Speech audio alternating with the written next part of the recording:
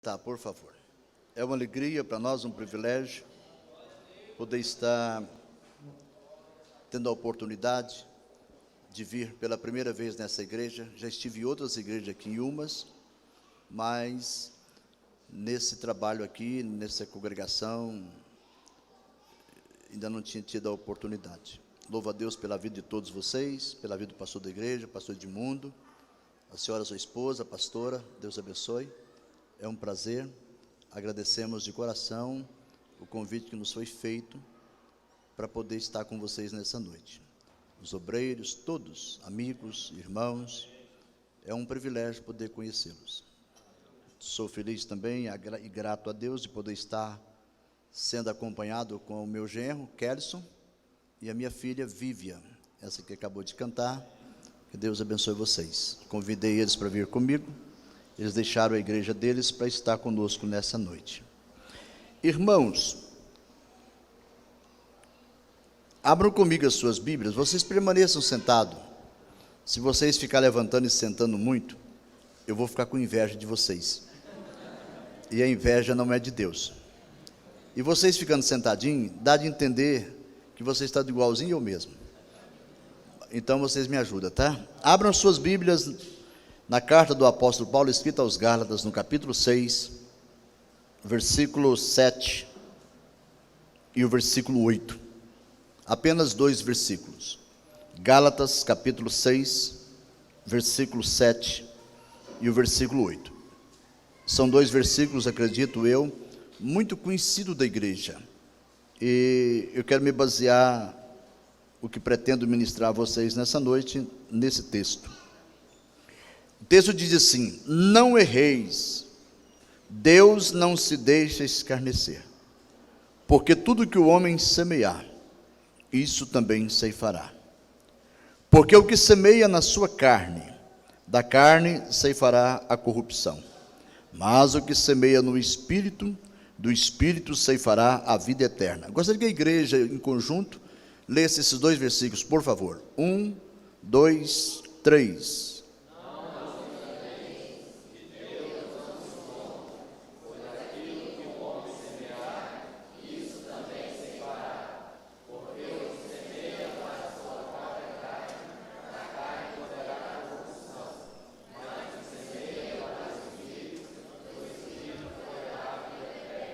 Amém, amém. Você crê que isso é verdade? Amém. Sim ou não? Sim. Tem certeza? Então pergunta para o seu irmão da direita e da esquerda assim: o que é que você tem plantado? Agora fala para ele assim: o que você plantou, você não vai colher. Fala assim: sabe por quê? O que você plantou, você já está colhendo. Aí dá uma risadinha bem cínica assim para ele assim, fala assim: o que é mesmo que você tem plantado? Irmãos, olha para mim, escuta, eu vou ministrar uma palavra para vocês, que eu confesso de coração, eu tenho vergonha de ministrar isso. Eu só conto isso que aconteceu comigo, para ver se consigo, através dessa mensagem, levar à compreensão de alguns amigos, alguns companheiros que militam nessa causa, para não chegar à situação que cheguei, mas que é vergonhoso, é. Gostaria muito de poder estar ministrando uma outra mensagem, até porque temos algumas outras mensagens, mas a verdade é que eu tenho viajado por esse Brasil afora já há quase 20 anos, pregando a mesma mensagem. Tenho pregado nos maiores trabalhos pentecostais no Brasil. Não falo isso aqui para me envaidecer, porque isso aqui não me envaidece, de forma nenhuma. Mas Deus tem me levado durante esses anos a ministrar nos maiores trabalhos pentecostais no Brasil, para ministrar essa mensagem. Amém. Já tive o privilégio de visitar 7 países da Europa para pregar essa mensagem. Então hoje, eu nunca pensava, na verdade, que eu seria tão útil à obra de Deus como tem sido depois que sofri esse acidente. Até porque eu pensei que após o acidente, meu ministério, a minha vida com Deus havia completamente terminado.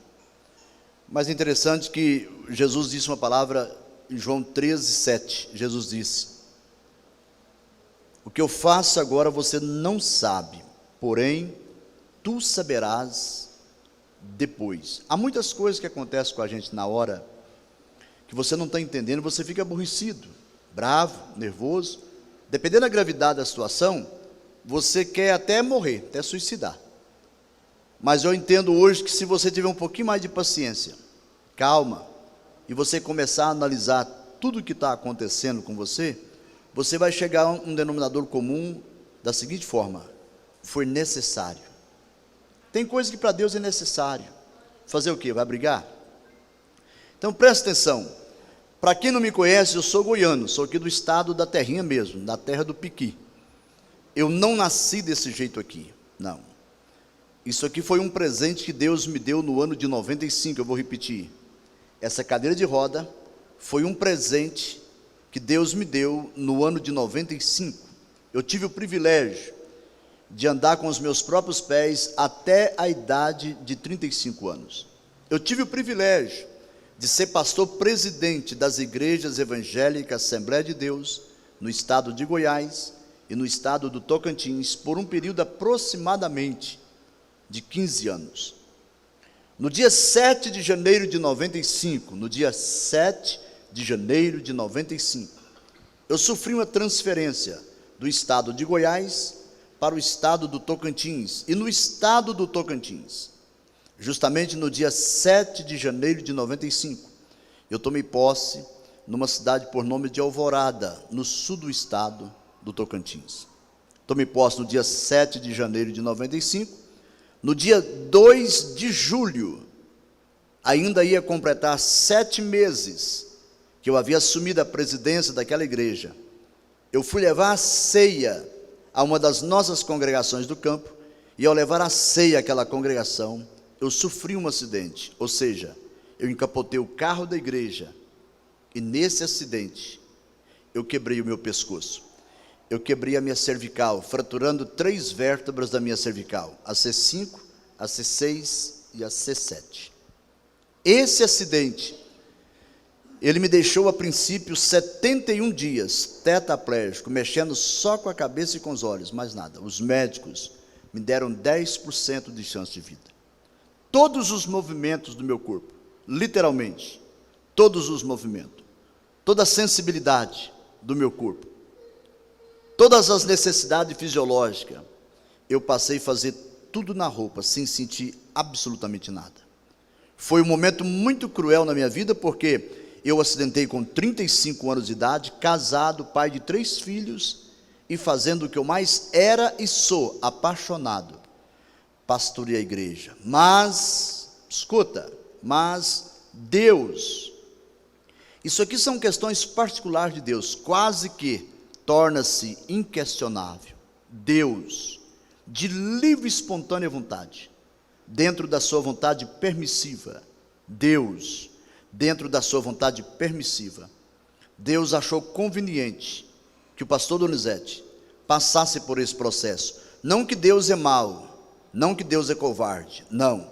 É o tipo, é o jeito, é a forma que Deus usa às vezes para chamar a minha e a sua atenção, uma vez que já chamou de uma forma mais light, mais calma, porque vocês há de convir comigo, inclusive a Bíblia nos garante assim, que Deus fala comigo e com vocês de muitas maneiras.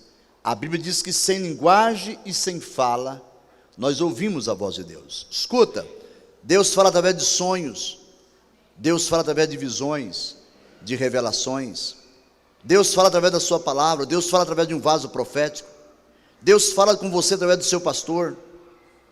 Quando Deus não tem ninguém para Ele usar, para falar comigo e para falar com você, Deus ainda tem a capacidade de usar uma jumenta, se for o caso, para falar comigo e com você.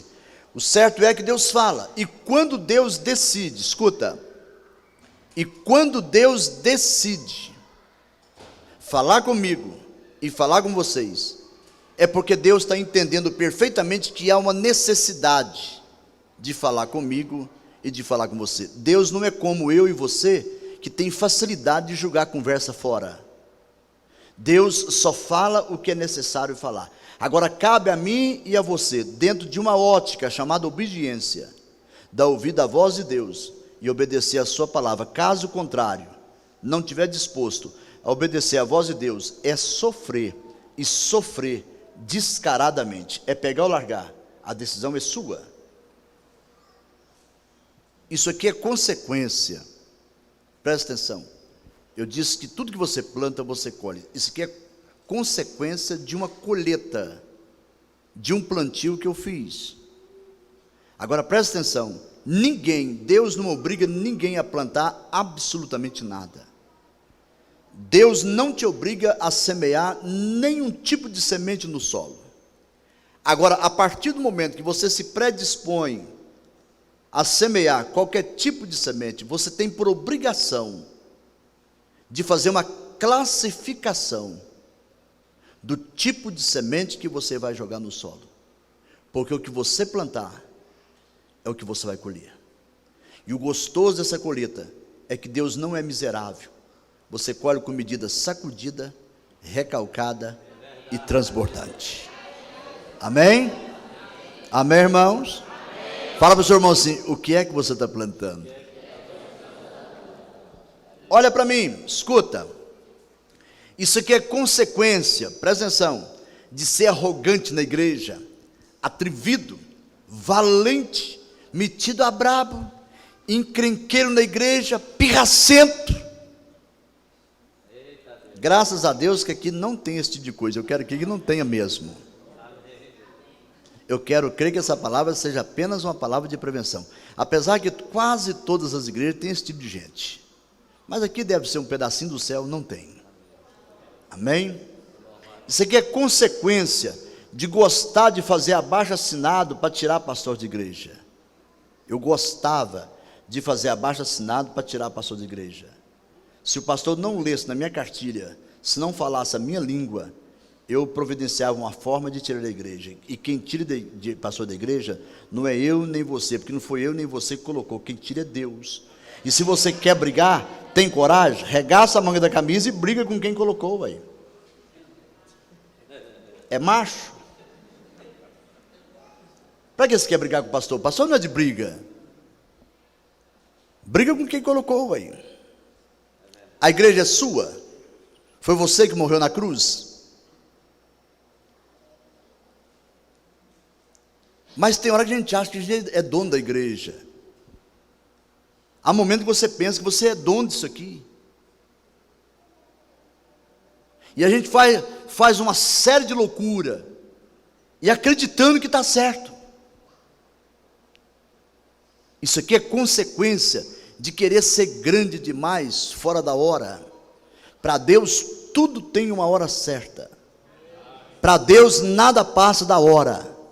Se Deus tem uma chamada para você, se Deus tem um propósito na sua vida, pode ficar tranquilo, que a hora de Deus na sua vida vai chegar. Não vai adiantar e nem vai atrasar. O que é de Deus só chega na hora exata.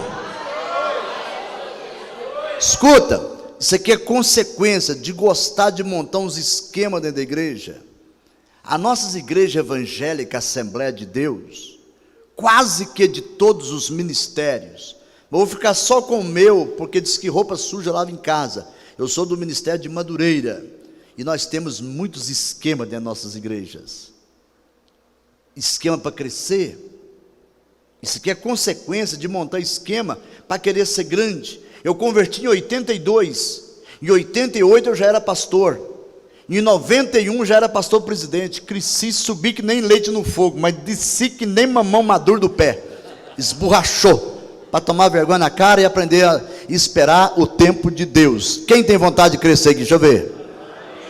Então espera a hora de Deus na sua vida. Amém? E aí naquela vontade de crescer, você monta esquema, você monta estratégia. E a Bíblia diz que nós temos que ser enviado por Deus. Tem muitos obreiros na igreja hoje que não tem chamada nenhuma, mas é obreiro. Feita machada, facão, a foice, a trinta, corta-unha, gilete. Tem nada de chamada. É porque é amigo, porque é legal, porque é isso, porque é aquilo, porque assa uma carne em casa, faz isso. Não, isso não é questão de você chamar para o ministério. Questão de chamada tem que ter a aprovação de Deus. Quando Deus chama, Deus capacita a pessoa e aprova a pessoa. Não foi o meu caso. Mas eu queria ser pastor. Cheguei lá, venci um punhado de problemas dessa natureza e virei pastor presidente. Olha para mim, virei pastor presidente. Você não vira pastor presidente, você não vira obreiro. Tem gente hoje que fala assim: o que você é? Não, agora eu virei obreiro na Assembleia de Deus do pastor Clarismundo. Virei obreiro lá. É mesmo, virou obreiro. Que foi uma luta, queda de braço, tapa, chute, vale tudo. Porque isso é chamada. E às vezes nós não temos paciência para esperar a nossa chamada. E aí você faz uma série de lambanças na igreja. Mas eu queria crescer. Cresci. Desse jeito. Levantando contra pastor, tirando pastor de igreja, querendo ser grande, montando esquema, estratégia. Mas cheguei lá. Adiantou alguma coisa? Eu queria o meu pedaço de herança. E meu avô, sou criado sem pai. Meu pai morreu, eu tinha um mês de nascido, não conheci. Sou criado meu pai, meu avô materno e minha mãe. E meu avô me ensinou uma coisa dizendo o seguinte: meu filho, toda pessoa que recebe herança, a tendência é jogar fora, porque não custou nada para ele. Eu tinha um sonho de pegar um pedacinho de terra nas Assembleias de Deus, uma herança, ser pastor presidente, mandar. Consegui chegar do jeito que eu estou contando a vocês. Quando eu cheguei lá, não valorizei a herança que eu peguei. Joguei fora. Hoje não sou pastor presidente mais. Porque eu recebi de herança uma cadeira de roda. Poderia ter evitado isso.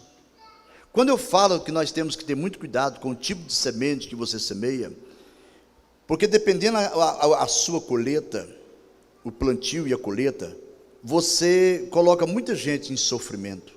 E coisas que você poderia evitar. Coisas que você poderia evitar. Você poderia deixar isso de lado e você não teria sua esposa sofrendo, seus filhos sofrendo, seus parentes, a igreja, o seu ministério e sua vida. Nós temos conhecimento de causa. Mas às vezes nós entendemos que de qualquer maneira nós resolvemos a situação na obra de Deus. Se Deus fica só de olho em você, uma hora Ele vai puxar o seu tapete. Uma hora Deus vai chamar você na prestação de conta. Cedo ou mais tarde, querendo ou não, pobre ou rico, bonito ou feio, grande ou pequeno, Ele vai chamar você na prestação de conta. Porque o que você semear na carne você vai colher corrupção e não vai morrer. Tudo que você plantou, você vai colher tintim por tintim. Pode até morrer, mas depois que colher.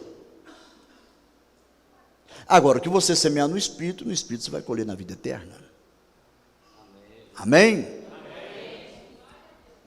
Veja bem, eu fui vice-presidente da Igreja Evangélica Assembleia de Deus, Ministério de Madureira, aqui em Pontalina, Goiás, do saudoso pastor Geraldo Mariano. O pastor Geraldo Mariano foi pastor em Porá há muitos anos, pastoreou grandes trabalhos no estado de Goiás. Um homem de uma folha de trabalho prestado enorme no ministério de Madureira, em Goiás. Eu fui ser vice-presidente desse homem em Pontalina. Mas ele havia sofrido um acidente. E ele estava em Pontalina, saiu de Palmeiras, de Goiás, e foi para Pontalina para recuperar desse acidente. Era um campinho pequeno. Eu aproveitei daquela situação, ao tanto que eu era canalha. Porque hoje, lamentavelmente, irmão, nós temos um grupo de pessoas na igreja que são verdadeiros canalhas na igreja. Tem nada de Deus, a não ser que Deus age. E eles acham que não é verdade. Tem muita gente achando que Deus não cobra, que Deus está dormindo, que Deus está brincando, que Deus não está importando com isso, e está enganado, completamente, redondamente enganado. Deus não deixa passar nada, Ele tem muita paciência para agir em certos casos, mas a hora vai chegar. E aí quando chega, você esqueceu. Diz que quem bate esquece, mas quem apanha nunca esquece. Aí você fica perguntando, mas por quê? Então, quando eu estava sendo vice-presidente e vi a deficiência do meu pastor-presidente, eu comecei a fazer um trabalho para mim sobressair melhor do que ele. E eu consegui. E por incrível que pareça, quando eu consegui uma porcentagem muito grande da igreja, o pastor, um irmão da igreja, um evangelista, foi na minha casa e falou: pastor, eu fiz um levantamento aí, e eu percebi que o seu Ibope no campo de Pontalina está melhor que o do pastor presidente. Vou te falar uma coisa: se você levantar a bandeira, você toma essa igreja dele. E eu pensei que isso era verdade. Porque, irmãos, as nossas igrejas tem muito José, que ora, que jejuma, que tem visão, que tem revelação. Igreja nossa tem muito José, mas o problema é que nós temos muito mais irmão de José que José. E o problema nosso é os irmãos de José, que não ora, que não jejuma, que não tem temor de Deus, que não tem visão, não tem nada. E esses irmãos de José quer ver você na mão da mulher de Potifar, quer ver você preso, quer ver você dentro da cisterna. Nós temos que ter muito cuidado com os irmãos de José, e às vezes em cima dos púlpitos da nossa igreja está cheio de irmão de José e pouquíssimo José. Mas parece que presta, usa paletó, usa gravata, prega bonito, ensina bonito, mas não condiz com o que prega. Não tem o aval de Deus como homem de Deus. Os procedimentos não provam que presta, são maus. E eu pensei que aquilo era verdade. Eu disse: é mesmo? Eu disse: pastor, outra coisa, o campo todinho sai com o senhor. E eu pensando que aquilo era verdade, resolvi levantar a bandeira para tomar a igreja do meu pastor presidente. Olha o resultado. A convenção do estado ficou sabendo e me fez um convite para mim, o meu pastor presidente e os obreiros do campo. Nós viemos aqui em Goiânia, e nessa convenção extraordinária, eles me fizeram um pedido. Foi: o pastor Donizete, você está em Pontalina, e você está pretendendo dividir a igreja em Pontalina. Vamos fazer o seguinte: você é um rapaz novo, tem muito gás para queimar, você é um rapaz bom, nós vamos trazer você aqui para Goiânia, e vamos te dar uma congregação aqui em Goiânia, e você vai desempenhar suas funções pastorais. Você muda de Pontalina, tira essa ideia de dividir igreja, de rachar a igreja, e vem para cá. Eu acho que a convenção, e eu falo isso aqui, pastor Edmundo, com todo respeito ao senhor, a primeira vez que estou te vendo, mas com todo respeito eu falo isso em todos os lugares por onde passo.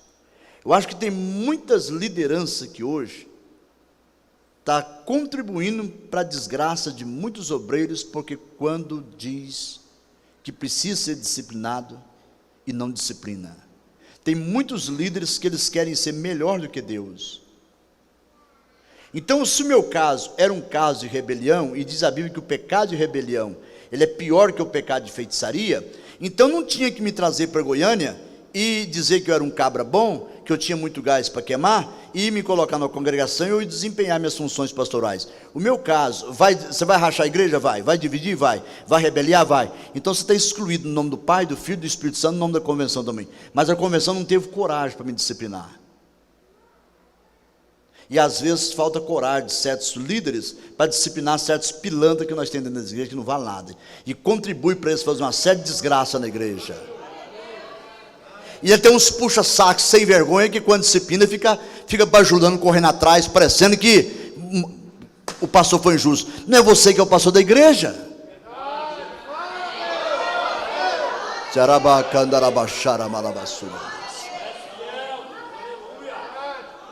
Eu estou profetizando aqui nessa noite.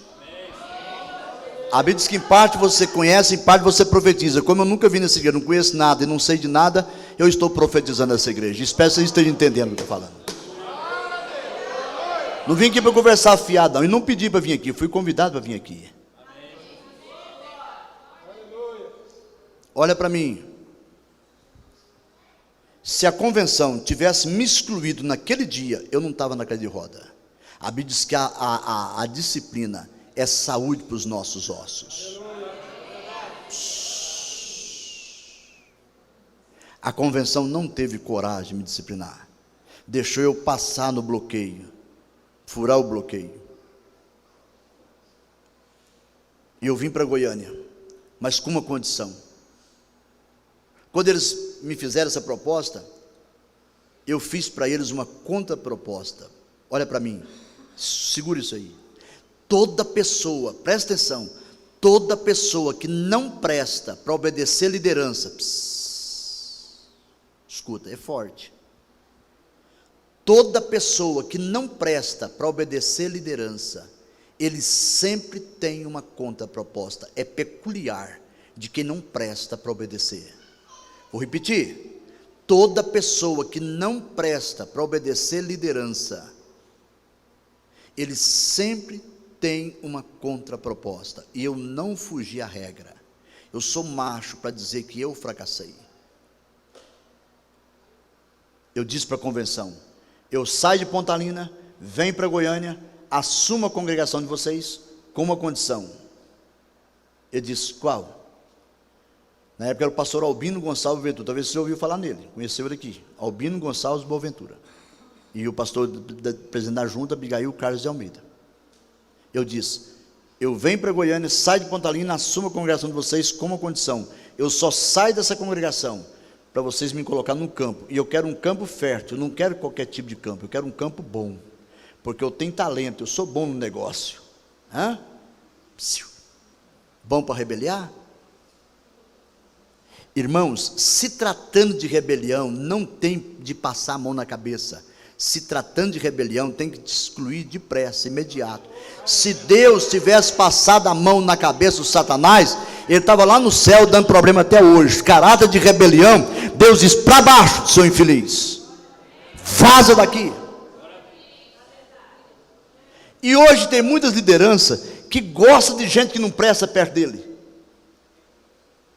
Se o cabra é bom, o cara é fiel, sério, direito em tudo, não sobe muito o ministério. Mas só começar a fazer rolo, logo, logo vira pastor. Não sei que desgraça é isso, que inferno é isso. Tem um trem errado. Escuta, e por incrível que pareça, a convenção aceitou minha contraproposta. Eu vim para Goiânia e assumi, 9 meses depois, assumi o campo aqui de Araguapaz. Fui ser pastor presidente. Olha para mim, na marra. Eu fui ser pastor presidente não enviado. Eu fui ser pastor presidente em cima de esquema, estratégia, manipulação. Isso não funciona. O melhor esquema para você crescer na obra de Deus é o esquema que vem de cima. O esquema do Deus Pai, do Deus Filho e do Deus Espírito Santo. Espera o esquema celestial te alcançar e você vai ser um sucesso na obra de Deus. Mas não é isso que anda acontecendo dentro das nossas igrejas. Não. E eu fui ser pastor presidente. Agora olha para mim. Tudo que eu plantei antes de eu ser presidente, Deus foi tão legal para mim, mas Deus foi tão legal, que tudo que eu plantei, eu fui colher já de imediato. Deus foi tão legal que arrumou logo um grupo de pessoas para levantar contra eu. E aí eu não soube colher o que eu plantei. Esse que é um dos problemas. Sabe por quê? Porque eu não tinha estrutura, para exercer a função que eu não cresci. Eu enchei. Tem muita gente inchado dentro das nossas igrejas, que não cresceu, inchou. Ele achou que ele era o cara, o bicho da goiaba. Às vezes porque tem uma formatura, um diploma na parede, um anelzinho no dedo. Às vezes porque tem um dinheirinho e pensa que pode mandar e desmandar, meter a cara onde é chamado.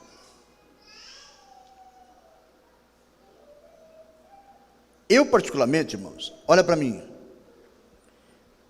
Eu particularmente, eu acho que existem alguns pecados gravíssimos nas nossas igrejas, que não é comentado, inclusive nem disciplina eles. Não existe disciplina para eles. Porque hoje, quando você fala em pecado na igreja, lamentavelmente, parece que a igreja da Assembleia de Deus agora passou de 100 anos de existência no Brasil. Parece que durante esses 100 anos, nós só aprendemos que existe só um pecado que pode ser disciplinado, só o tal de adultério. E eu particularmente acho que existe pecado pior que o adultério, porém ninguém fala nada. Não existe disciplina para eles.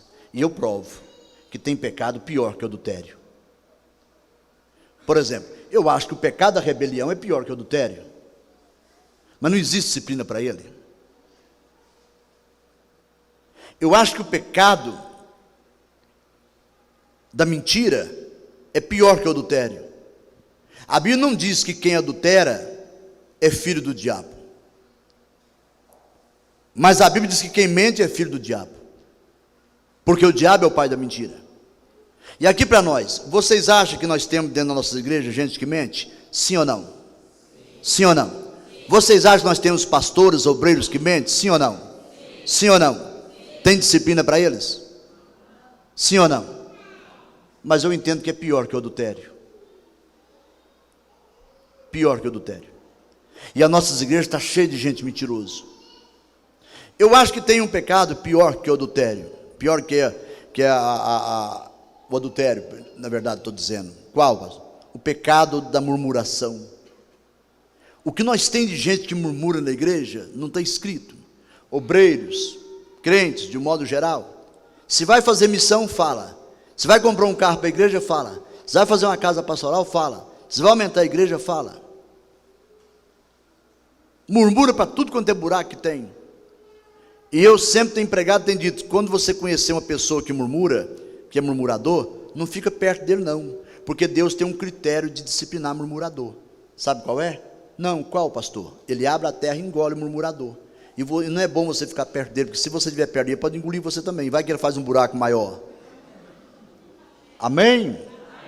Mas às vezes nós não olhamos por essa ótica, porque só adultério que é pecado. Essa questão de manipulação, de estratégia, para mim isso é um pecado gravíssimo na igreja, mas ninguém comenta sobre isso, fala nada. E hoje nós temos uma falência muito grande dentro das nossas igrejas, dos nossos ministérios, nos públicos das nossas igrejas. Pessoas com a vida toda arrebentada, destroçada em todas as áreas, porque vive em cima de esquema, de estratégia, e com a cara mais lerda fala assim: você viu tanto que Deus me abençoou? Eita Deus, viu o que Deus fez por mim? Deus não fez nada, foi estratégia, manipulação, esperto demais, vivo demais. Mas um dia a casa vai cair, porque a Bíblia diz que um dia o nosso pecado nos acha, e esse dia é o dia da prestação de conta. Olha para mim, o que mais me causa espanto no meio evangélico hoje, durante esses quase 20 anos, dia 2 de julho agora, dia 2 de julho, se eu não andar até lá, se minha filha me puxa o tapete, me puxa a orelha com isso. Até o dia 20 dia 2 de julho desse ano, se eu não andar até lá, né, Vivian? Vai fazer 20 anos que eu estou na cadeira de roda. O que mais me causa espanto é a falta de temor que nós temos dentro da nossa igreja hoje. A falta de temor.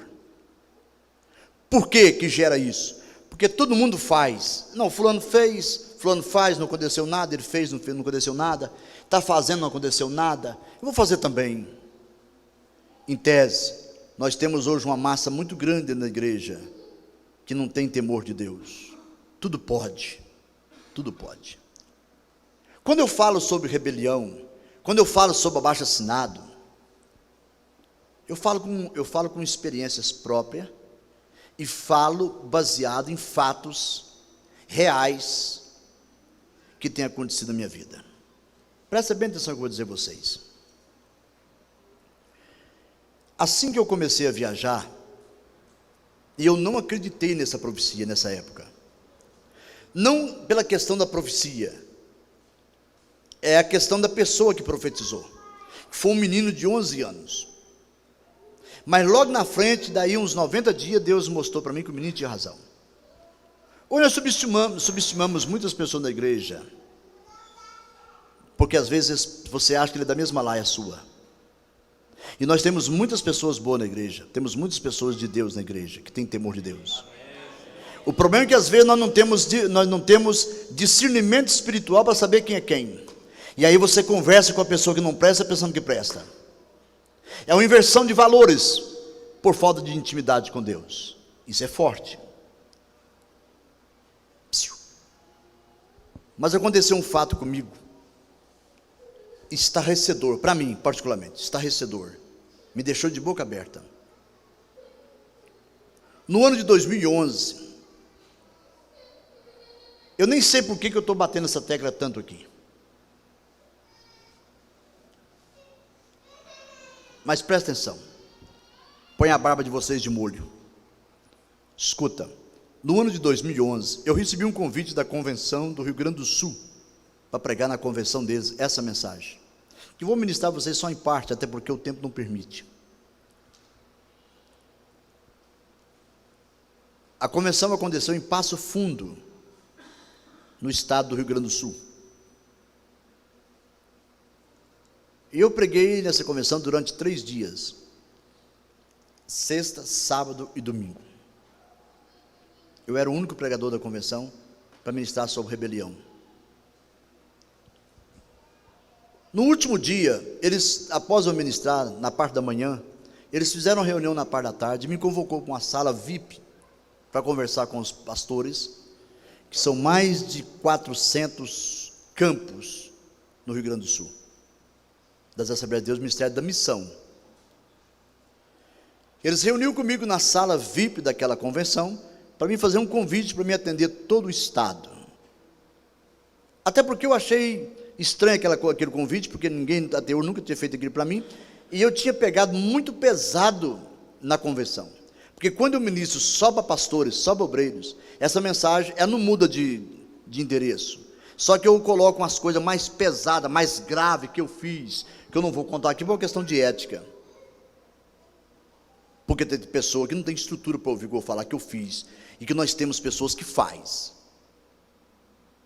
Só para vocês terem uma noção, eu não vou entrar em detalhes, eu entrei muitas e muitas vezes armado com um revólver 38 dentro de reuniões convencionais, e nós temos hoje muitas pessoas vagabundo, pilantra, safado da nossa igreja, que tem arma e entra armado dentro da igreja. Não é pouco não, é muitos, e você pensa que ele presta, mas não presta, é um canalha, porque se o senhor não vigiar a casa, em vão vigia a sentinela. Mas quando você está desviado da igreja, com paletó e gravata e credencial de obreiro, você faz essas desgraceiras dentro da igreja, essas porcaria. E aí segue uma série de coisas pesadas que eu fiz. Eu tenho razão hoje, eu tenho motivo com sobra para ficar aqui. Eu acho que Deus não tinha outro lugar melhor para me colocar, a não ser aqui. Eu acho que matasse para ele seria um prejuízo, porque ele talvez teria dificuldade de achar uma pessoa com tanta coragem para falar o que eu falo hoje em cima dos povos das igrejas, e as pessoas devem ficar caladinhas, especialmente aqueles que têm o rabo preso. E eles é tão doido que me convida ainda. Estou viajando agora dia 5 para Ibiporã, para pregar numa convenção de pastores. Cambé, convenção de pastores. Londrina, convenção de pastores. Olha para mim. E eu fui atender o estado do Rio Grande do Sul, e fui convidado para pregar na região litorânea do estado, na parte beira-mar do estado do Rio Grande do Sul. E fui me hospedar numa cidade por nome de Capão da Canoa, que lá está o líder da região litoral, pastor Nilson. E próximo de Capão da Canoa tem uma cidade por nome de Tramandaí, fica a 40 quilômetros de Capão da Canoa. Quando o pastor de Tramandaí soube que eu estava em Capão da Canoa, 40 quilômetros dali, e ele tinha uma fraternal de obreiro no domingo de manhã, ele pede o pastor Nilson de Capão da Canoa para me ceder naquele domingo de manhã, de domingo à tarde e domingo à noite, para pregar numa fraternal de pastores, e à noite pregar numa subsede, que tinha aproximadamente umas 1.500 pessoas, e o pastor me cedeu, e eu fui de manhã, 40 quilômetros, cheguei lá de manhã, preguei, na sede, superlotado, tinha umas 5.000 pessoas, era uma fraternal de obreiros e uma ceia geral para os obreiros do campo com as suas esposas, e a igreja local, não convocava todo o campo porque não cabia. Nessa cidade de Tramandaí, e na região litorânea do estado do Rio Grande do Sul, existia um homem por nome de Benedito Prates, guarda esse nome, Benedito Prates, presbítero. Esse presbítero, Benedito Prates, ele era mestre, perito, especializado em fazer abaixo-assinado para tirar pastor de igreja. E ele conseguiu tirar muitos e muitos pastores daquelas regiões do Rio Grande do Sul, que não tinha nada a ver. Ele era semelhante ao pastor Donizete. Se não fosse cacá do pastor, ele fazia um abaixo-assinado. E ele tinha uma lábia terrível de falar com a elite da igreja. Toda igreja tem um grupo de elite. Uns melhorzinhos de situação, uns mais bonitinhos, mais feinhos, prega melhor. Mas faz parte da elite. E ele conseguiu descobrir que o pastor Davi, de Tramandaí, tinha passado por uma bateria de exames e foi acometido com um princípio de mal de Parkinson, pastor Davi. Na época, em 2011, ele estava com 75 anos. E esse moço fez um abaixo-assinado, conversou com a elite da igreja e fez um abaixo-assinado para tirar o pastor da igreja. E eu não sabia disso. Nunca tinha ido lá. Primeira vez que eu fui, foi esse dia, esse domingo de manhã. Aí quando eu cheguei, quando eu preguei, o pastor tirou uma oferta para mim naquela noite, naquela manhã. A oferta deu um valor até alto. Não pedi. Eu nunca cobrei para pregar. Eu sou um pregador voluntário. Se quiser me ajudar, bem. Se não quiser, amém. Vou embora. Se precisar voltar, eu volto. Eu acho que quem cobra para pregar caracteriza a prostituição. E nós temos muitos prostitutos na nossa igreja hoje cobrando rios de dinheiro, tanto cantor como cantora.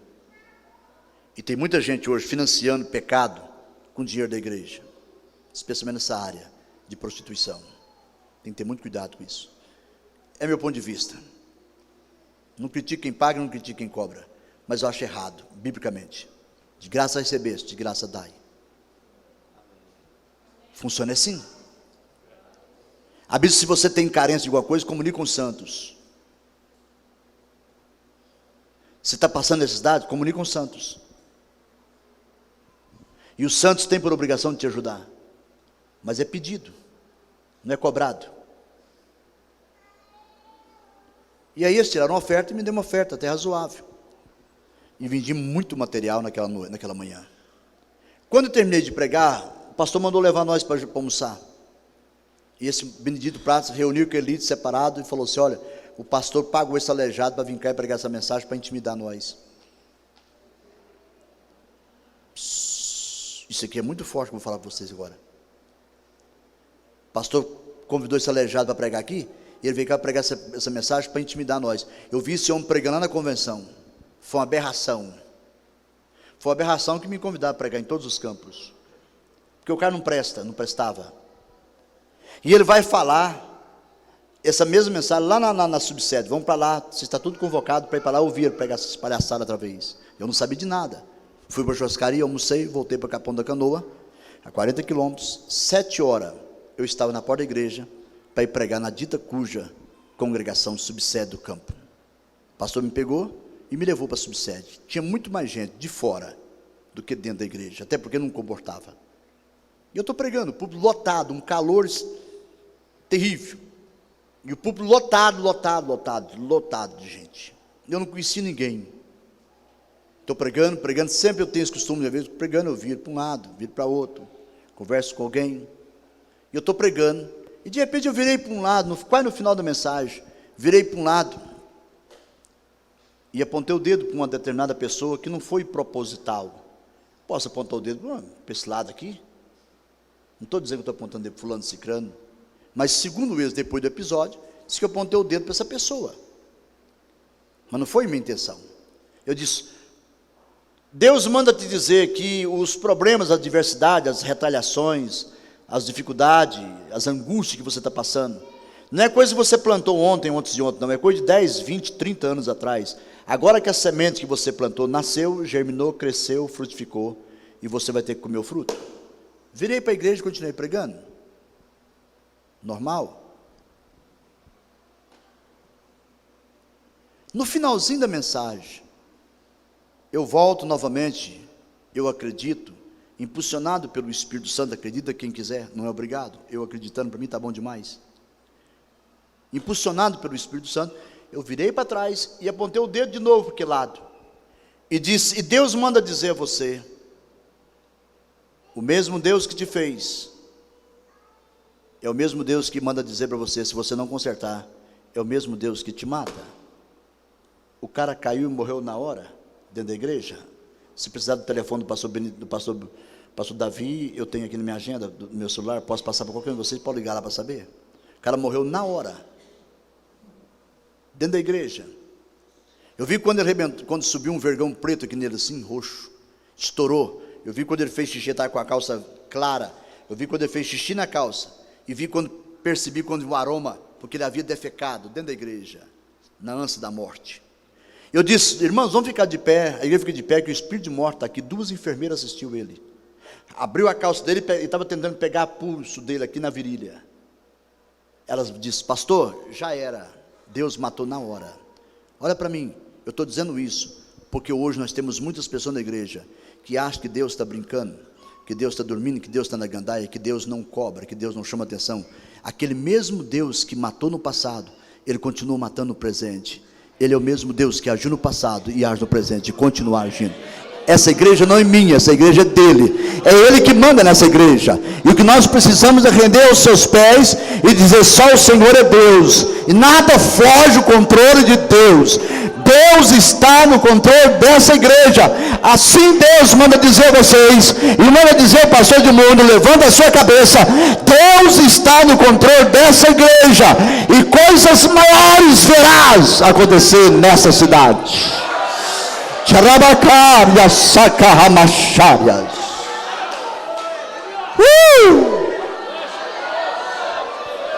Ainda há esperança para a igreja, porque o dono da igreja não morreu, está vivo e está conosco aqui nessa noite, através do Espírito Santo, para velar por esta palavra.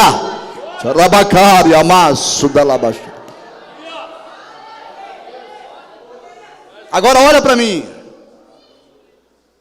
O que mais me chamou a atenção foi que ninguém, a igreja estava super lotada, tinha gente, crianças sentadas na frente aqui no chão, podia cair uma agulha no chão que você escutava o barulho.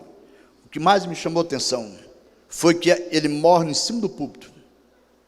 Nenhum dos obreiros levanta para socorrer.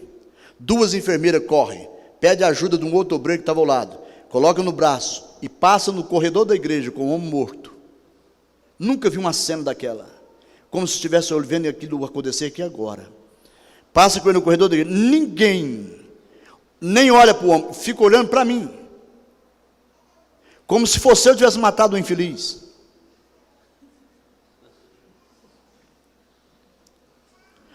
Tira para fora e leva embora. O pastor chegou em mim, terminou o culto, vendemos uma série de materiais. O pastor chegou em mim, bateu a mão no meu ombro, nem abraçou. Falou assim: fica tranquilo, Deus fez uma grande obra hoje. Irmãos, nós temos que ter muito cuidado para nós não fazer velório de ímpio como se fosse velório de justo. Tem muita gente morrendo com morte de ímpio e nós fazendo velório de justo, mas não presta, está para baixo do inferno, porque o Satanás não quer que ele vá para lá. Mas está de paletó e gravado dentro das nossas igrejas. Olha para mim, escuta, eu era um desses, só para nós. Eu era um vagabundo da pior espécie dentro da igreja, um canalha da pior espécie. Mas era pastor. Era pastor presidente.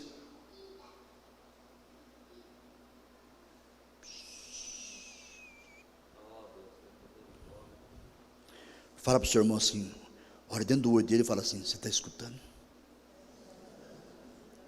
Agora fala para ele assim, bem olhando, olha no olho dele e fala assim: o que é mesmo que você plantou?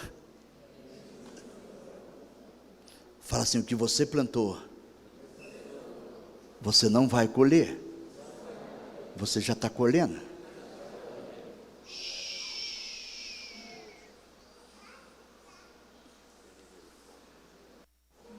Olha para mim, vou encerrar essa palavra. Olha para mim. Eu pago um preço caro hoje, caro. Eu não desejo para ninguém o que eu estou passando. Pastor, até que hora que eu posso ir aqui? 9h30? Então dá, olha para mim, olha para mim, segura aí. Quando eu acidentei, me trouxeram para Goiânia, e eu fui operado no Santa Genoveva. 14 dias depois da minha operação, eu recebi alta e fui para casa de um pastor amigo meu em Goiânia, aguardando uma vaga para mim ir para o Sara Kubitschek, Brasília.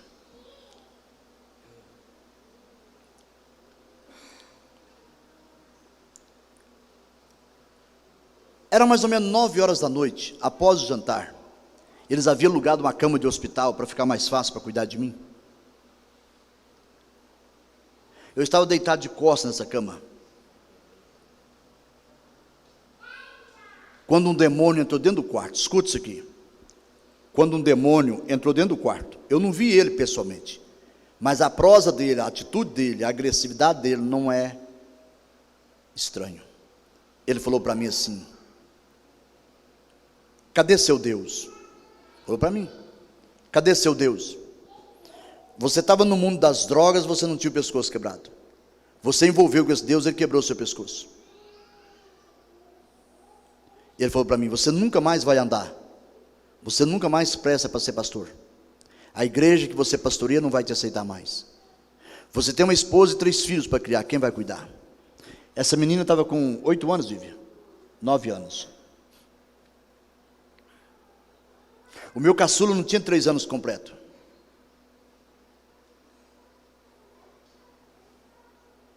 Ele disse: você não tem casa para morar, você não tem instituto de saúde, você não tem nada, quem vai cuidar de você?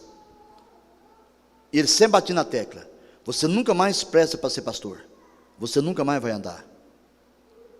Ele falou para mim assim: por que você não suicida? Por que você não se mata? Quando ele falou isso, eu percebi que ele saiu do quarto e foi embora. Só que quando ele foi embora, ele deixou uma sequela muito grande dentro de mim. Em fração de segundos, eu entrei num estado de depressão tão crítico, uma revolta contra tudo e contra todos. E a minha revolta, especialmente, contra Deus. Vou repetir: a minha revolta, especialmente, contra Deus. Chamei a esposa e o pastor que estava na casa dele, falei: me vira para o canto. Eles pegou na ponta do lençol e na outra ponta do outro lençol e lentamente me virou para o lado da parede. Falei para a esposa e o pastor: apaga a luz, fecha a porta, desaparece dentro do quarto, some, não quer ninguém aqui dentro. Eles apagaram a luz, fechou a porta, e eu, naquele quarto, comecei a falar as piores palhaçadas para Deus, como se Deus fosse culpado. Eu disse: Deus, eu nunca mais falo que você presta, Deus, porque você não presta. Você acabou de desgraçar minha vida, Deus. Eu disse: Deus, tudo que eu fiz para você, desde quando eu converti em 82, até o dia do meu acidente, em 95, a recompensa que você me deu foi desgraçar minha vida da forma que você desgraçou. Eu nunca mais vou andar. Eu nunca mais presto para ser pastor. A igreja não vai me aceitar. Eu tenho uma esposa e 3 filhos para criar. Quem vai cuidar da minha família? Eu não tenho dinheiro, não tenho uma casa para morar, não tenho instituto de saúde, não tenho nada. Eu não presto mais para ser pastor. Eu disse: Deus, se eu pudesse, nem favor seu eu queria mais. Mas infelizmente, Deus, eu ainda preciso de um favor seu, mas é o último, eu te prometo, é o último. Eu não vou te perturbar mais. Eu não quero mais viver. Eu não dou conta de olhar para minha esposa e meus filhos sem poder cuidar. Mas eu não dou conta de me matar. Nem virar na cama para a direita e para a esquerda eu não dou conta. Você desgraçou minha vida de um jeito que eu não mexo com nada. Se eu tivesse condição, pelo menos de virar na cama, eu queria acabar de quebrar o resto, cair de cabeça para baixo, acabar de quebrar o resto. mas eu não dou conta nem disso fazer. Mas você pode fazer isso por mim. Daqui um pouquinho eu vou dormir. Rebenta uma veia no meu coração. Tira a minha vida. Eu não quero mais viver. Eu perdi o entusiasmo de viver. Irmãos, hoje que eu sou gamado em Deus, hoje que eu sou apaixonado nesse Deus de carteirinha e tudo, hoje eu vivo aquele versículo que Jó falou assim, no capítulo 42, versículo 5, quando Jó falou assim, ó: eu só ouvia falar em Deus, mas agora os meus olhos contemplam as suas maravilhas. Irmãos, era altas horas da madrugada quando isso aconteceu. Quando eu menos espero, Deus não olhou para a minha ignorância. Escute isso aqui. Deus não olhou para a minha ignorância. Quando eu menos espero, Deus, escuta, Deus, através da sua voz, Deus, através da sua voz, entrou dentro daquele quarto e falou comigo assim bem forte: Donizete, cala a sua boca. Eu não mereço ouvir, Donizete, o que você está falando. Donizete, se você está na situação que você está, a culpa não é minha, Donizete, a culpa é sua. Sabe por que você está assim, Donizete? Porque você é muito arrogante, você é muito atrevido. Donizete, você pediu que queria pastorear a minha igreja, e eu confiei a igreja nas suas mãos, e falei para você que você teria problemas, mas eu ia te dar vitória, e você entregou minha obra fora da hora. Pastor Edmundo, isso aqui é consequência de entregar a obra fora da hora. Aprenda uma coisa: o Senhor não pede, na obra de Deus, o Senhor não pede para entrar, e o Senhor não pede para sair. Já que você está dentro dessa obra, não pede para sair, só Deus tira. E se está no poder de Deus, levanta a sua cabeça, o resto Deus faz. Deus faz. Nunca saia da obra por causa de intruso, de gente que não presta. Aprenda com o que o apóstolo Paulo falou: no Senhor me foi aberta uma porta larga e espaçosa, e muitos são os meus adversários. Adversário deixa na mão de Deus. Olha para a porta que Deus abriu. O segredo é passar pela porta que Deus abriu. Inimigo, deixa que Deus cuida. Carabachar Amanacarrabassúrias Rabalabás e Camarrás. Escuta, Deus falou assim: Donizete, você está pedindo para me te matar. Eu não vou te matar. Se eu quisesse te matar, eu teria te matado lá no dia do acidente. Você está aqui na palma da minha mão. Eu faço de você o que eu quero. Eu não vou te matar. Donizete, você está dizendo que não presta para ser pastor. Agora que você vai prestar para ser pastor. Donizete, quebrado desse jeito eu vou te usar. Desse jeito eu vou te levar em muitos lugares. Sabe por quê, Donizete? Porque através de você eu vou desmanchar o ninho que Satanás tem feito dentro das minhas igrejas, e vou usar você, Donizete, porque você tem coragem de ministrar a minha palavra. Eu não vim aqui por um acaso. Eu não sou cobra mandada. Eu me considero nessa noite um enviado de Deus para essa igreja, aqui nesse lugar, para a glória e para a honra do nome de Jesus. Se é verdade, aplauda Jesus.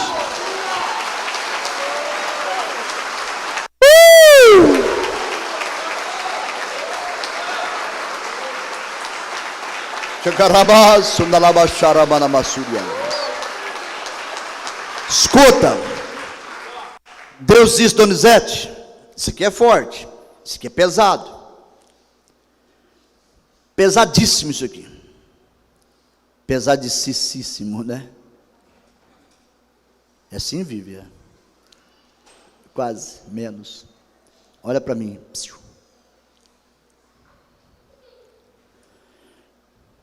Deus disse: Donizete,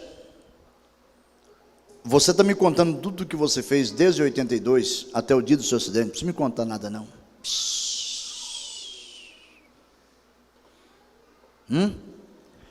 Presta atenção, obreiros, pastor Edmundo, senhora sua esposa, todos, escuta, eu não prego como doutrina. Não, eu não prego como doutrina. Eu tenho isso comigo, mas não prego em público de igreja como doutrina. Mas eu particularmente acredito que Deus lá no céu tem um mega de um computador com um processador super sofisticado, e tem base bíblica para isso. Só que eu não prego como doutrina. Até porque diz em Hebreus, tudo que nós temos aqui na terra é sombra do que tem lá. Tudo que nós temos aqui na terra é sombra do que tem lá. Então eu prego baseado no que eu vivi no momento. Deus disse para mim: Donizete, tudo que você fez para mim está registrado aqui, irmãos. Naquela noite, para acabar de arrebentar tudo mesmo, eu acho que Deus não achou legal arrebentar só a cervical física, resolveu arrebentar a cervical espiritual. Naquela noite, Ele passou na minha frente uma fita. Ele passou na minha frente uma fita cinematográfica, como se eu estivesse na frente da tela de um cinema, assistindo um filme da minha vida, desde quando eu converti em 82, até o dia do meu acidente em 95, no meio da fita, Ele colocou uma divisória. Ele disse: Donizete, daqui para trás, você fez tudo certo para mim.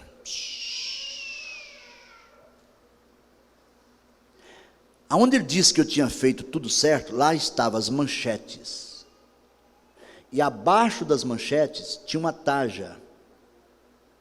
E nessa taja, abaixo de cada manchete, de tudo que Ele disse que eu tinha feito certo, estava dia, mês, ano, hora, lugar, até a cor de roupa que eu estava, quando eu procedi positivo na sua casa.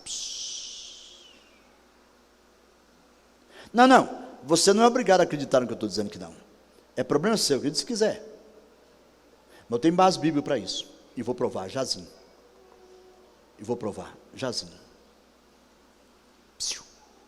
Olha para mim. Quando eu olhei aquilo, as manchetes que ele disse que eu tinha feito certo, ele foi lá imediatamente, ele foi lá na periferia da minha memória. Porque segundo Augusto Cury, vou dizer numa técnica bem vulgar, bem sertaneja, bem goiana, a nossa memória se divide em 3 partes: centro, bairros e periferia.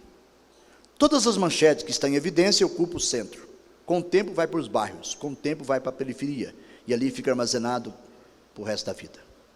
Por isso que você lembra de coisas que você fez quando você tinha 5 anos de idade. Olha para mim. Ele foi lá na periferia da minha memória e puxou todas aquelas manchetes e jogou para o centro da memória. E eu comecei a viver tudo aquilo como se estivesse acontecendo naquele exato momento. Isso é loucura. Aí ele disse: Donizete, agora daqui para frente você fez tudo errado. Por esta razão eu quebrei o seu pescoço. Quando ele disse: daqui para frente você fez tudo errado, eu olhei no painel, o painel estava branco, não tinha nada. É aqui que está o charme do negócio. O painel estava branquinho, não tinha nenhuma manchete. E ele disse: daqui para frente você fez tudo errado, e não tinha nada provando para mim que estava errado. Na mente eu perguntei para Deus, na mente, eu disse: mas quando é que eu fiz isso aí, que eu não lembro? Olha para mim, eu vi quando apareceu um dedo, não foi uma mão, e baseado nisso eu acredito que ele tem um computador. Olha para mim, eu vi quando um dedo teclou uma tecla, eu vi a tecla. Eu vi quando um dedo, apenas um dedo, teclou uma tecla. E quando o dedo teclou aquela tecla, abre-se uma página aonde estava branco. Abre-se uma página aonde estava branco. E quando abre a página, aparece todas as manchetes de tudo que eu fiz de errado, desde 82 até o dia do meu acidente. E tinha muitas coisas que Deus considerou errado, que eu pensei que estava certo. E eu disse: por quê? Diz: quando você fez isso aí, você não consultou eu, você fez na sua própria vontade, no seu próprio desejo, mas eu não estava nesse negócio. não considero.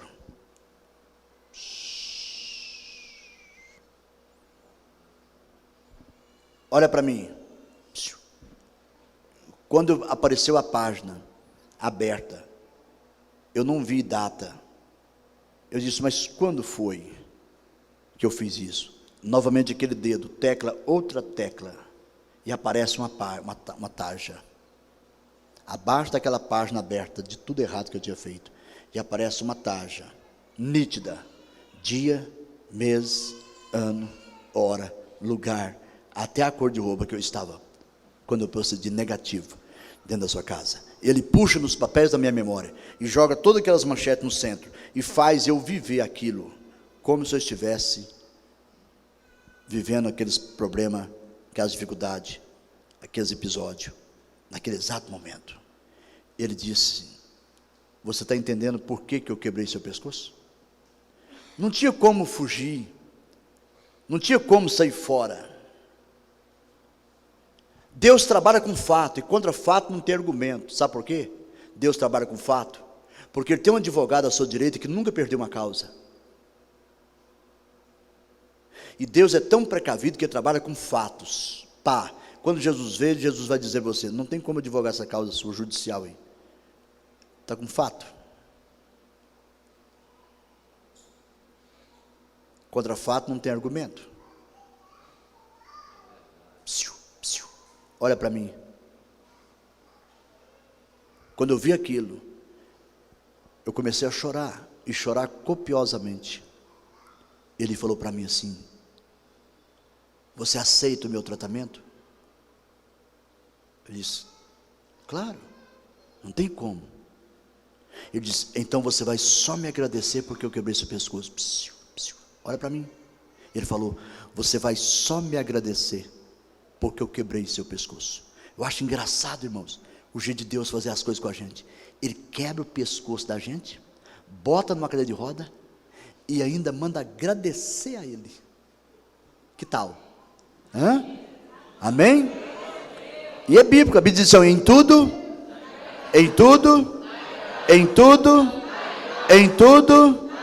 porque esta, bonito para vocês, né? Em tudo dá graça, todo mundo fala, porque esta, aí ficam uns pingados, porque esta é a vontade de Deus, aquele medão de falar, mas em tudo dá graça, graça, porque esta, como é que é?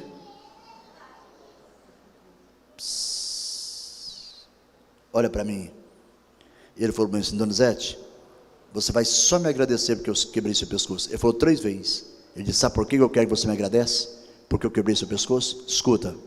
Eu disse, Donizete, na hora certa, olha aí, já vai para 20 anos. Na hora certa, eu vou te levantar outra vez. Na hora certa, eu vou pôr você de pé outra vez. Na hora certa, Donizete, você vai caminhar com seus próprios pés outra vez. Ele não falou o dia, não falou o mês, não falou o ano, não falou o estado, não falou a cidade, não falou a igreja. Quem sabe que nessa noite, antes do pastor Edmundo terminar o culto, será o dia de Deus me levantar aqui nessa igreja e eu voltar para casa andando, glorificando e exaltando o nome de Jesus. Quantos creem nisso? Ficam de pé. Quem tem aquela Bíblia na linguagem de hoje, ou a Bíblia da Mensagem Contemporânea aí? Quem tem? Está com ela, Vivian? Tá? Vem aqui, papai, aqui. Fica aqui. Fica naquele microfone ali, Vivian, por favor. Permissão, pastor. Põe som nesse microfone aqui, por favor. Abra sua Bíblia no Salmo 50, 21.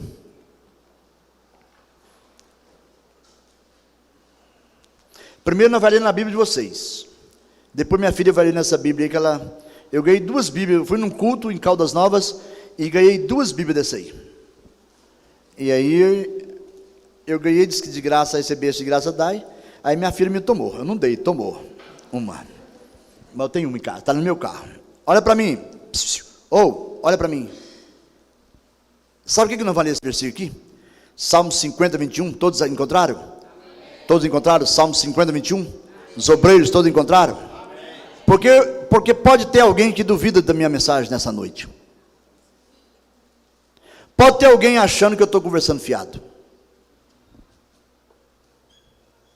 E esses dois versículos, em duas versões, vai provar que Deus é capaz de fazer muito mais do que você imagina. Então veja bem, o que diz Salmo 50, 21, você desse cabelo bonito, simpático aí, grisalho, você é solteiro ou casado? Mas com um cabelo desse casa mesmo, viu? Só o cabelo já consegue uma namorada. Vocês têm feito essas coisas. E eu fiquei calado. Pensava que eu era igual a vocês. Mas eu te arguirei. E porei tudo à tua vista. Tem uma amiga que diz: porei tudo em ordem diante dos seus olhos. Quem está com essa versão? Quem está com essa versão que diz que colocarei em ordem diante dos seus olhos? Tudo porei. Vem cá. Vamos matar a cobra e esconder o pau para lá. Fica de pé e lê para nós. O mesmo versículo. Essas coisas vocês têm feito. E eu fiquei calado. Pensavas que eu era como você. Mas eu te arguirei. E em sua ordem, tudo porei diante dos seus olhos. Número 1, número 2, número 3, número 4, número 5, número 6, número 7, número 8, 10, 20, 30, 40, 50, positivo ou negativo, tudo eu vou colocar em ordem diante dos seus olhos. Não escapa nada diante dos olhos de Deus. Agora escuta, fica aí, não sai, não perde a bênção. Agora vê essa versão aí, o mesmo versículo, vê essa versão. Ela vai ler do versículo 16 do Salmo 51 até o versículo 21.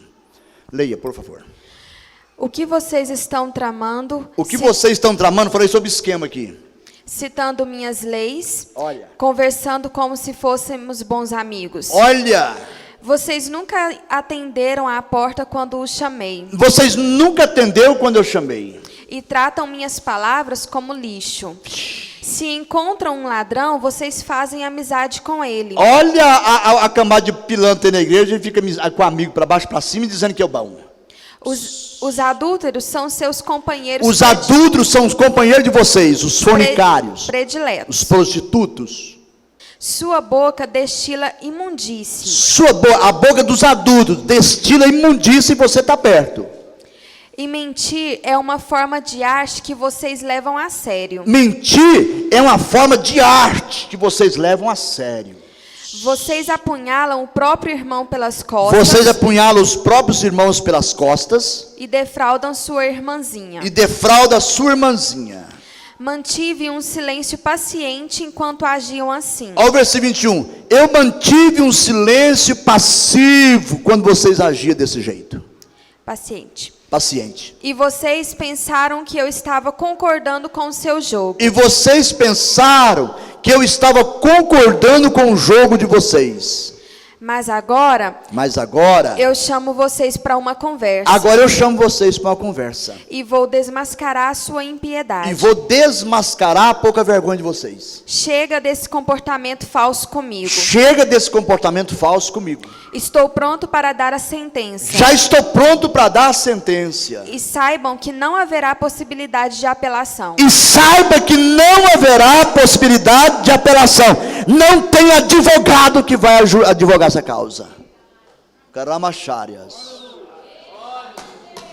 É pegar ou largar. É pegar ou largar. Ou você sai de perto de cabo que não vale nada, vagabundo, pilantra, adúltero, ou você enrola com ele, sai da igreja e manda com ele. Mantive um silêncio paciente enquanto agiam assim. Eu mantive um silêncio paciente enquanto vocês agiam assim. E vocês pensaram que eu estava concordando com o seu jogo. E vocês pensaram que eu estava concordando com o jogo de vocês. Mas agora eu chamo vocês para uma conversa. Mas agora eu vou chamar vocês para a sala VIP e nós vamos conversar particular. E vou desmascarar a sua impiedade. E vou desmascarar a pouca vergonha de vocês. Chega desse comportamento falso comigo. Chega desse comportamento falso comigo. Estou pronto para dar a sentença. Estou pronto para dar a sentença. E saibam que não haverá possibilidade de apelação. E saiba que não haverá possibilidade de apelação. Olha para mim. Eu vim aqui nessa noite para dizer para vocês, com todo respeito, com todo carinho, temor e tremor, cuidado com quem você está andando. Cuidado com quem você está conversando. Cuidado com o tipo de prosa que você está proseando por aí. Cuidado com o tipo de gente que frequenta a sua casa. A síndrome do fruto maduro ainda predomina dentro das nossas igrejas. E nós temos que ter muito cuidado, que de repente pode ter uma árvore com fruto maduro lá na sua casa, lá na sua empresa, lá no vizinho da sua direita, da esquerda, vizinho do fundo. De repente, esse fruto maduro está aqui dentro da igreja e Deus diz, se comer, morre. E o problema é que nós estamos tendo prazer de comer, mesmo sabendo que vai morrer. Agora olha para mim, se tem alguma coisa pendente, se tem alguma coisa a consertar, se tem alguma coisa que tira o seu sono, se tem alguma coisa que te leva a cochear em dois pensamentos, não deixa para amanhã.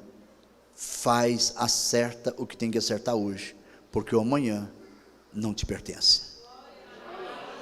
Curva a sua cabeça, feche seus olhos. Eterno Deus e poderoso Pai, no nome santo de nosso Senhor e Salvador Jesus Cristo, nesta noite, eu acabo de ministrar essa palavra aos teus filhos. Eu entendo perfeitamente, Papai do céu, que as minhas palavras atingem apenas os ouvidos, mas eu quero te fazer um pedido em nome de Jesus. Por favor, faz com que através do teu Espírito Santo, esta palavra seja agasalhada no mais profundo coração dos teus filhos, e esta palavra fará o que é necessário fazer, para quem ela está sendo enviada nesta noite, no precioso nome de Jesus, e eu te agradeço por essa oportunidade, no nome de Jesus, amém.